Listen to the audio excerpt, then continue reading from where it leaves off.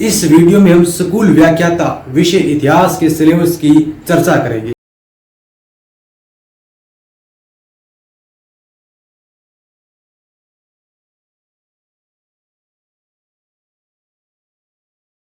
इसमें 3 पार्ट में बांटा गया। एक तो है 12वीं तक का, और एक है स्नातक तक का, और एक है स्नातकोत्तर स्तर तक का, यानी कि 12वीं लेवल का, ग्रेजुएशन लेवल का और पोस्ट ग्रेजुएशन लेवल का। 12वीं लेवल के इतिहास के सिलेबस को 3 भागों में बांटेंगे, प्राचीन काल, मध्यकाल और आधुनिक काल। इसी प्रकार ग्रेजुएशन लेवल के इतिहास को भी 3 भागों में बांटेंगे, प्राचीन, मध्य और आधुनिक काल। और पोस्ट ग्रेजुएशन लेवल के इतिहास को भी हम 3 भागों में बांटेंगे। ये ध्यान रखना, ये पूर्व मध्यकाल आएगा, मध्यकाल आएगा और आधुनिक काल आएगा।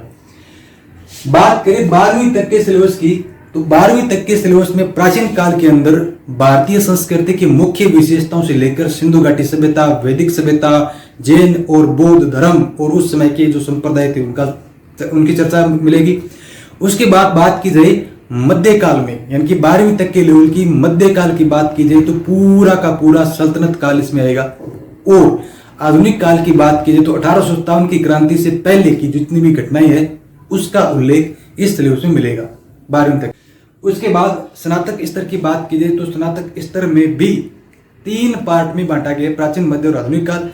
प्राचीन काल के अंदर भारत के जो प्राचीन वंश थे उनका उल्लेख मिलेगा, जैसे हर्यक वंश हो गया, शिशुनाग हो गया, नंद, मौर्य, शुंग, सातवाहन, कण्व, गुप्त, संगम काल, इनका उल्लेख मिलेगा। उसके बाद मध्यकाल की बात करें तो पूरा का पूरा मुगल काल का पोर्शन है वो आपके स्नातक स्तर में रखा गया। और आधुनिक काल की बात की जाए तो आधुनिक काल के अंदर 1857 की क्रांति और क्रांति के बाद जितना भी विकास हुआ है, संवैधानिक विकास हुआ है, उनका उल्लेख मिलेगा। इसके अलावा कांग्रेस और कांग्रेस की स्थापना से लेकर 1919 तक के टाइम पीरियड का उल्लेख स्नातक स्तर तक के सिलेबस में मिलेगा अपने को।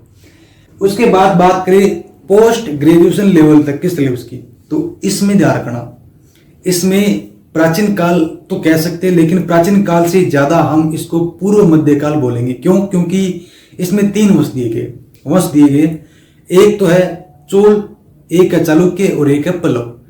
इन तीनों वंशों की उत्पत्ति का संबंध भले ही प्राचीन काल से हो, लेकिन इनका जो अधिकांश भाग है, इन वंशों का जो अधिकांश टाइम पीरियड है, उनका संबंध पूर्व मध्यकाल से। इस बात को ध्यान रखेंगे।